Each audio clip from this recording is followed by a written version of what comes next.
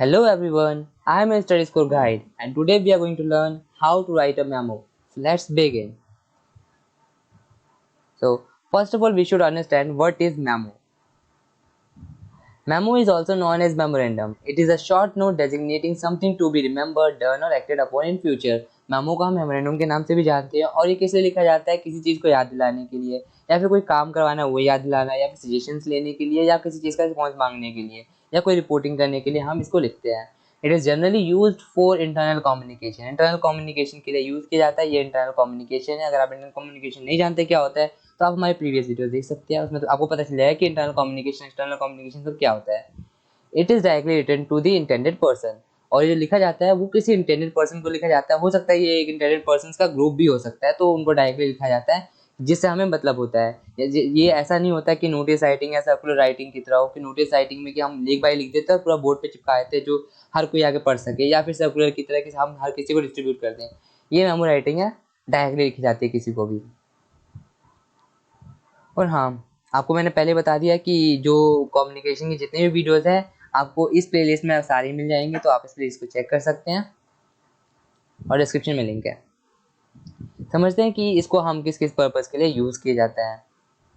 हम किसी चीज़ की इन्फॉर्मेशन के बारे में जानने के लिए या फिर उसको बताने के लिए यूज़ कर सकते हैं मेमो राइटिंग को, कोई रिमाइंडर देने के लिए या फिर कोई रिक्वेस्ट करने के लिए या सजेशंस मांगने या फिर देने के लिए, या फिर कोई डिसिप्लिनरी एक्शन हमने किसी का अगेंस्ट लिया है कि तुम लीव बहुत टाइम से लंबे समय से लीव ले रहे हो तो इसलिए तुम्हें रिज़ाइन देना पड़ेगा या कुछ ऐसा, हम इसलिए कुछ करते हैं तो मेमो राइटिंग हम ऐसे भी कर सकते हैं डायरेक्टली। रिपोर्ट समथिंग, किसी चीज़ की रिपोर्टिंग करने के लिए भी हम यूज़ कर सकते हैं या फिर कोई रिस्पॉन्स देने के लिए, या फिर और भी बहुत सारी चीज़ें होती है। जैसे हमारा हो गया कॉन्ग्रेचुलेटरी मेमो, किसी को कॉन्ग्रेचुलेशन देना हो, तो ये सब चीज़ों के लिए मेमो राइटिंग की जाती है। अब इसका फॉर्मेट समझते हैं। मैंने बाकी सबके फॉर्मेट्स प्रीवियस वीडियो में समझा दिए थे, तो आप प्रीवियस वीडियो देख लेना नोटिस राइटिंग सर्कुलर राइटिंग के, और यहाँ पे आपको मेमो राइटिंग का फॉर्मेट भी समझ में आ जाएगा। बहुत ईजी है, इसको याद करने के लिए मैंने टिप्स भी दे रखे हैं। बेटर रहेगा कि आप वीडियो को पूरा देखें। सबसे पहले लिख देते हैं ऑर्गेनाइजेशन का नाम और फिर उसके बाद हम लिखते हैं एड्रेस ऑफ द ऑर्गेनाइजेशन। अब ये जो कि यूजुअली हम सब में यही करते हैं, सर्कुलर राइटिंग नोटिस राइटिंग में हमारा सेम ही चलता है। फिर इसके बाद लिखते हैं हम इंटर ऑफिस मेमोरेंडम। अगर ये इंटरनल कम्युनिकेशन के तौर पे मीन्स ऑर्गेनाइजेशन के अंदर ही मेमोरेंडम लिखा जा रहा है तो ये इंटर ऑफिस मेमोरेंडम होगा। लेकिन अगर गलती से या फिर कभी बाई चांस अगर आप इस मेमोरेंडम को यूज़ करते हैं एक्सटर्नल कम्युनिकेशन के लिए तो सिर्फ मेमोरेंडम वर्ड यूज़ करना पड़ेगा, ना कि इंटर ऑफिस मेमोरेंडम, क्योंकि इंटर ऑफिस का मतलब ही होता है इंटरनली। अब यहाँ पे हम समझते हैं कि इसके आगे क्या क्या स्टेप्स है, मतलब आगे के क्या फॉर्मेट है।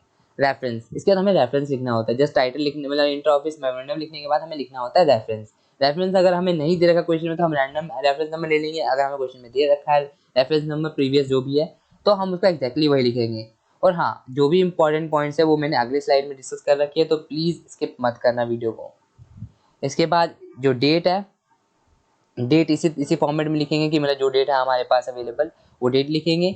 इसके बाद हम लिखते हैं टू, हमें किसको लिखना है मेमो, तो हम उस पर्सन का नाम और उसका डेजिग्नेशन कॉमा लगा के लिख देते हैं। अगर हमें क्वेश्चन में दे रखा है तो बेटर है, अगर नहीं दे रखा तो हमें XYZ नाम लिख के उसके बाद उसका डेजिग्नेशन लिख देना है। और सेम फिर इसके बाद फ्रॉम, मतलब कौन लिख रहा है। जैसे कि मैं लिख रहा हूँ तो मैं अपना नाम लिखूंगा, वैसे क्वेश्चन में दे रहा होगा कि तुम कौन हो तो तुम्हें पता होगा कि तुम्हारी डेजिग्नेशन क्या है, तो तुम हमारा नाम और डेजिग्नेशन लिख देना है। और उसके बाद फिर सब्जेक्ट जो मैटर होगा वो लिखना है। और फिर उसके बाद आपको टिप बताता हूँ कि इसे याद कैसे रखना है। पहले रेफरेंस आता है, डेट आता है, टू, फ्रॉम, फिर सब्जेक्ट, कैसे याद रखना है। तो बहुत ईजी है। उसके लिए जस्ट एक छोटी सी स्टोरी बताता हूँ, छोटी सी बात बताता हूँ कि राम तान्या को डेट करता है क्योंकि वो शो ऑफ करना चाहता है। राम तान्या को डेट करता है क्योंकि वो शो ऑफ करना चाहता है। अगर हमने इंग्लिश में शॉर्ट में बोलना चाहे तो Ram dates Tanya for showing off. Ram dates Tanya for showing off. R for reference, D for date, T for to, F for from and S for subject.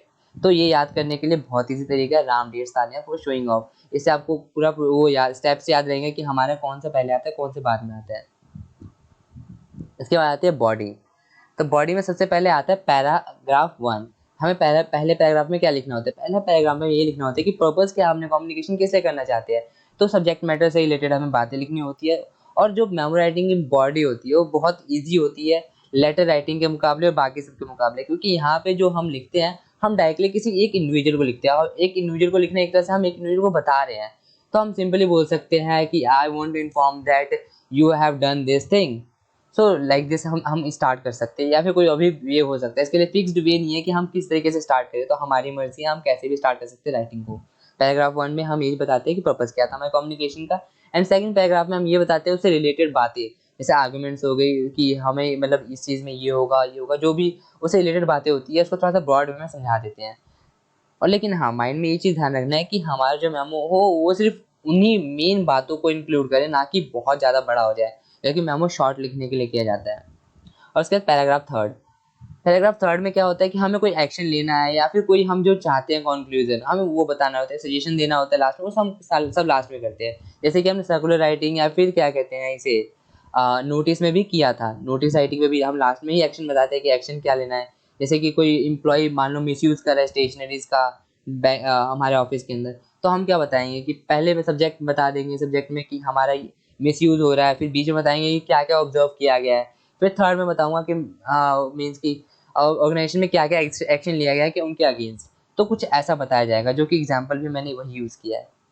इसके बाद हमें सिग्नेचर डालना होगा, जो जिसने लिखा है, मतलब मैंने लिखा है, जो फ्रॉम वाला बंदा था उसके सिग्नेचर होंगे, वो अपना नाम लिखेगा, सिर्फ नाम लिखेगा, नेम वर्ड यूज़ नहीं करेगा, सिर्फ नाम। और उसके बाद अगर किसी को सीसी करने को क्वेश्चन ने बोल रखा है, अगर क्वेश्चन ने बोला है कोई इंक्लूजर देना है या फिर अटैचमेंट लगानी है, तो उस अटैचमेंट को लिख देना, या फिर अगर सीसी करने को बोलता है मीन्स कॉम्प्लीमेंट्री कॉपी किसी को देनी है, तो उसका नाम मेंशन कर दिया है कि ये नाम ही डेजिग्नेशन है। जैसे कि मैंने एग्जांपल के लिए यहाँ पे सीईओ लिख दिया है, ठीक है। नाउ अब एक सॉल्व एग्जांपल से समझते हैं कि हमारा मीन्स के पूरा फॉर्मेट कैसे काम करेगा। You are the administrative officer of XYZ Limited. You have received the reports that some of the employees of accounts department misuse the stationery. Write a memo to the accounts manager to stop the misuse. आप किसी organisation XYZ limited के administrative officer हैं, और आपको कुछ reports मिली है कि जो एम्प्लॉयज़ है अकाउंट्स डिपार्टमेंट के वो मिसयूज़ कर रहे हैं स्टेशनरी का, तो तुम्हें एक मेमो लिखना है अकाउंट्स डिपार्टमेंट को, accounts department head means accounts manager को, कि ये जो मिसयूज़ है उसे स्टॉप किया जाए। और अगर आप जेंडर सेंसिटिविटी इन बिजनेस नहीं जानते तो आप समझ सकते हैं, मैं आपको आई बटन में लिंक प्रोवाइड कर दूंगा। बहुत अच्छा टॉपिक है, इस पे एग्जाम में बहुत बारी क्वेश्चन आया हुआ है, जैसे ग्लास सीलिंग टॉपिक हो गया, आपने बहुत बार सुना होगा, तो वो इसी के अंदर कवर्ड है। बहुत अच्छी वीडियो है, आप जाके समझ सकते हैं, और बहुत इंटरेस्टिंग टॉपिक है। नाउ कंटिन्यू करते हैं हमारा एग्जाम्पल में मैंने बताया फॉर्मेट को हम फॉलो करेंगे। फॉर्मेट हमारा यही रहेगा, सबसे पहले XYZ लिमिटेड हमें नाम लिखना है, और उसके बाद एड्रेस लिखना है। एक कोई रैंडम एड्रेस लिख सकते हो, क्योंकि अगर क्वेश्चन में नहीं दिया होता है, तो अगर दिया है तो हमें वही लिखना है, हमें दूसरा एड्रेस नहीं लिखना है। इसके बाद लिखना है हमें इंटर ऑफिस मेमोरेंडम, क्योंकि ये इंटरनल कम्युनिकेशन के लिए यूज़ है, तो ध्यान रखेंगे इंटर ऑफिस मेमोरेंडम यूज़ करेंगे, और अगर ये एक्सटर्नली यूज़ होता तो मेमोरेंडम सिर्फ वर्ड यूज़ करते। सबसे पहले लिखेंगे रेफरेंस, डेट, फिर उसके बाद लिखेंगे टू, किसको लिखा जा रहा है और कौन लिख रहा है, फ्रॉम होगा, और subject Ram, date, Tanya for showing off. ये तरीका याद रखने का, ठीक है। रेफरेंस हमें मैंने रैंडम ले रखा है, डेट लिख दिया है, आपको उसी तरीके से जैसे मैंने लिखा है। फिर लिखा है कि टू किसको लिखा है, मैंने देव गौतम अकाउंट्स मैनेजर को लिखा है, और फ्रॉम किसने लिखा है, नवीन कुमार एडमिनिस्ट्रेटिव ऑफिसर ने, और सब्जेक्ट क्या है, मिसयूज ऑफ स्टेशनरी। ये ध्यान रखना है कि जब अगर हमें नाम मिला हुआ है और डिजिग्नेशन मिला है, तो दोनों के दोनों लिखना है साथ साथ, जैसे कि मैंने यूज़ किया अपने एग्जाम्पल में। नाउ अब बॉडी की बात आती है, तो बॉडी में आप देखेंगे कि मैंने सिर्फ 2 पैराग्राफ लिखे हैं। मैंने आपको कहा था कि मेमोरेंडम को चाहे तो हम शॉर्ट कर सकते हैं, हमें शॉर्ट वे में ही लिखना है। अगर वो एक्सपेंड हो जाता है तो वो अलग मीन्स अलग चांस हो सकता है, अलग बात है, ठीक है। ये थोड़ा एक्सटेंड भी हो सकता है, कोई बड़ी बात नहीं है, लेकिन मेरा जो एग्जाम्पल है वो छोटा है, तो मेरे 2 पैराग्राफ में ही आ गया। It has been observed that the expenditure on stationery items has increased substantially for last few months. ये ऑब्जर्व किया गया है कि लास्ट के कुछ मंथ से जो स्टेशनरी पे एक्सपेंडिचर है वो बढ़ गया है। There are reports that some of the employees of your department misuse office stationery. तुम्हारे डिपार्टमेंट ये ऑब्जर्व किया गया है, और कुछ रिपोर्ट्स मिली है कि तुम्हारे डिपार्टमेंट के कुछ एम्प्लॉयज़ जो है वो इस ऑफिस स्टेशनरी को मिसयूज़ करते हैं। Even some of them take some items to their homes, और कुछ ऐसे एम्प्लॉयज़ भी हैं जो अपने घर भी वो आइटम्स लेके चले जाते हैं। Please instruct your subordinates to use office stationery judicially and ask security officer to have a strict vigil at access gate. और तुम ये अपने जो सबॉर्डिनेट्स है उनको समझाओ कि जो स्टेशनरी का यूज़ है वो सही तरीके से ऑफिशियली पर्पज़ के लिए यूज़ करें, ना कि वो घर ले जाए। और सिक्योरिटी ऑफिसर से भी तुम बात कर लो कि थोड़ा सा वो स्ट्रिक्ट मतलब थोड़ा सा ध्यान रखे कि वो स्टेशनरी घर ना ले जाए। Also check the consumption record of all the subordinates during last few months. और कुछ जो तुम्हारे सबॉर्डिनेट्स है उनका जो कंजम्पशन लास्ट फ्यू मंथ्स का, उसे तुम पता करो कि वो क्या कितना हुआ है जो भी है। जैसा कि आपने देखा कि अब मैंने जो पहला पैराग्राफ है उसमें मैं इंट्रोडक्शन भी दे दिया, मीन्स पर्पस बता दिया कि किससे कम्युनिकेशन किया, और मैंने आर्गुमेंट्स अपने आइडियाज जो भी थे वो फर्स्ट पैराग्राफ में ही सारा कुछ मेंशन कर दिया। और जो सेकंड पैराग्राफ है, मीन्स जैसे कि मैंने एग्जांपल में जो फॉर्मेट बताया उसमें मेरा थर्ड पैराग्राफ था, थर्ड पैराग्राफ में हम कंक्लूजन एक्शन देते हैं, तो मैंने यहाँ पे सेकंड पैराग्राफ में उसको कंप्लीट कर दिया है।